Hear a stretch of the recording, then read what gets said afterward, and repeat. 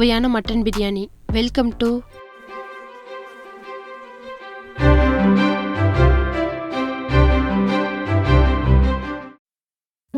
ரெண்டு பெரிய வெங்காயத்தை எடுத்து தோலை உரிச்சிட்டு அதை பொடி பொடியாக நறுக்கிக்கலாம்.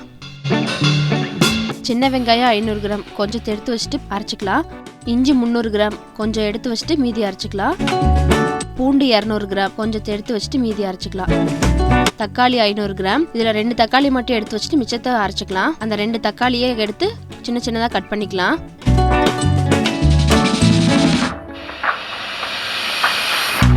இப்போ பிரியாணிக்கு ஒரு மசாலா அரைக்க போகிறோம். ஏற்கனவே கொஞ்சம் கொஞ்சமாக எடுத்து வச்சுருந்த வெங்காயம், இஞ்சி, பச்சை மிளகா 5, வெள்ளைப்பூண்டு, கொத்தமல்லி, புதினா, இது கூட 2 ஸ்பூன் மல்லித்தூள், இதெல்லாம் சேர்த்து நல்லா மைய அரைச்சிக்கிறேன். 1.5 கிலோ ஆட்டுக்கறி எடுத்து அறுத்து அலசி வைக்கிறேன்.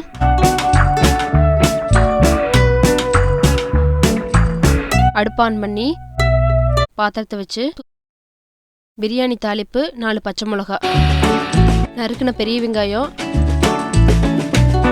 அரைச்ச சின்ன வெங்காயம் 2 சேர்த்து நல்லா பொன்னிறமாக வர வரைக்கும் வதக்கிக்கலாம்.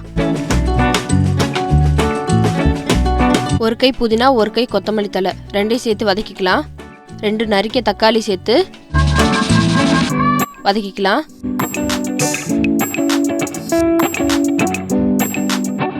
தக்காளி பேஸ்ட் இது கூட சேர்த்து நான் வதக்கிக்கலாம்.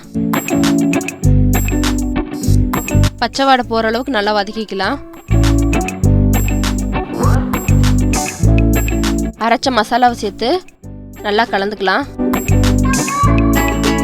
பச்சை வாடை போகிற அளவுக்கு நல்லா வதக்கிக்கலாம்.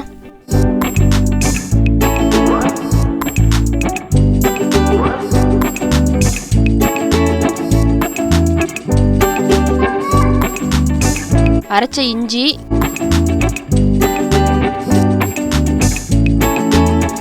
அரைச்ச பூண்டு,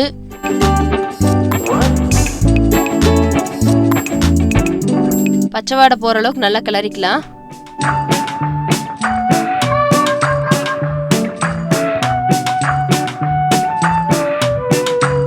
மட்டனை குக்கரில் போட்டு 7 விசில் வேக வச்சு வச்சுருக்கேன். அதில் மட்டனை மட்டும் இப்போ சேர்த்துக்க போகிறேன்.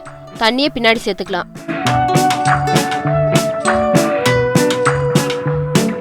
நல்லா கிளறிட்டு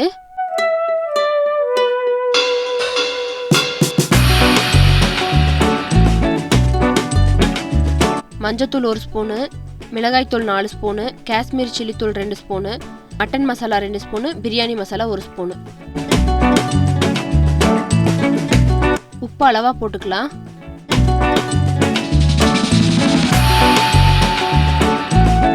மசாலாவில் பச்சை வாடை போகிற அளவுக்கு நல்லா கலந்துக்கலாம்.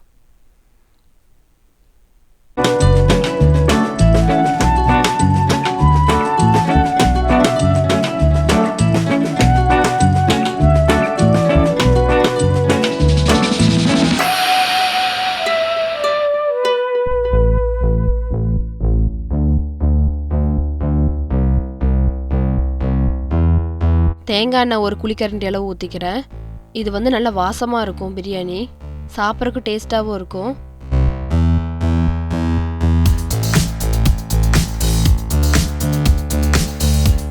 நல்லா கிளறிக்கலாம்.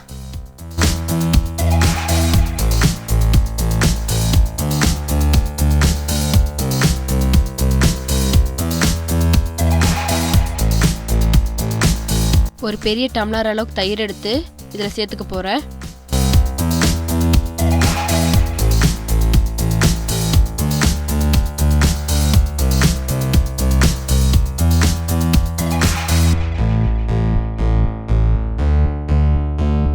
நல்லா கிளறி விட்டுக்கலாம்.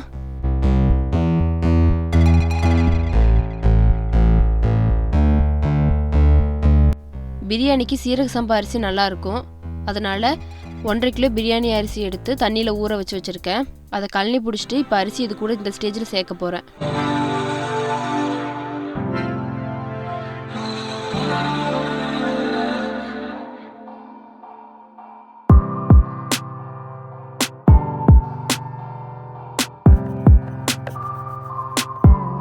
அரிசி சேர்த்த உடனே நல்லா கலந்து விட்டுக்கலாம். மசாலாலாம் நல்லா மிக்ஸ் ஆகிற அளவுக்கு அரிசி கூடயே கலந்துக்கலாம்.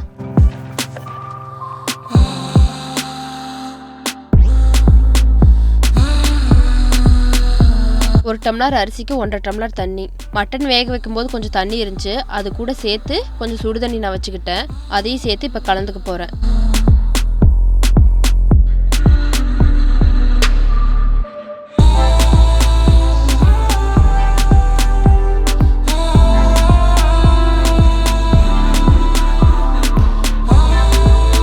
நல்லா கலந்துக்கலாம்.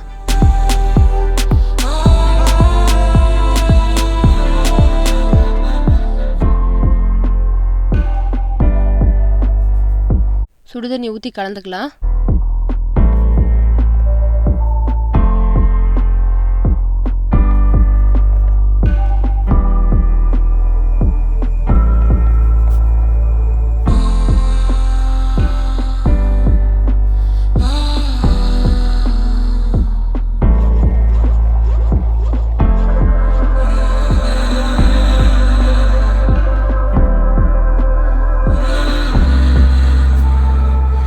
நல்லா கலந்துட்டு உப்பு காரம் பார்த்துக்கலாம்.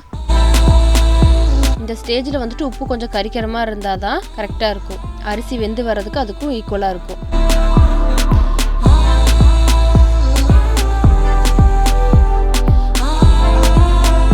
அடி பிடிக்காம நல்லா கிளறிக்கலாம். தண்ணியெல்லாம் வற்றி அரிசி முக்காப்பாதான் வெந்ததுக்கப்புறம் தம் போட ஆரம்பிக்கலாம்.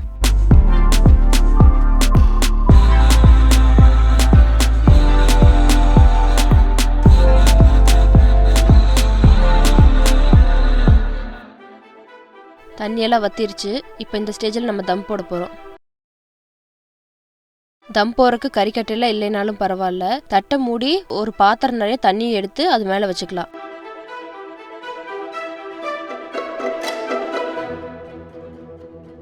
ஆவி வெளியே போகாத அளவுக்கு தட்டை மூடி வச்சுட்டு அது மேலே ஒரு பாத்திரத்தில் ஒரு தண்ணி பிடிச்சி அது மேலே வச்சுக்கலாம். அடுப்பை லோ ஃப்ளேமில் வச்சுட்டு 10 நிமிஷம் கழித்து ஓப்பன் பண்ணி பார்க்கலாம். 10 நிமிஷம் ஆச்சு. இப்போ ஓப்பன் பண்ணி பார்க்கலாம். ஓப்பன் பண்ணும்போது அப்படியே வாசம் கம கம கமன்னு இருக்கு. அரிசி உடைக்காம நல்லா கலந்துக்கலாம்.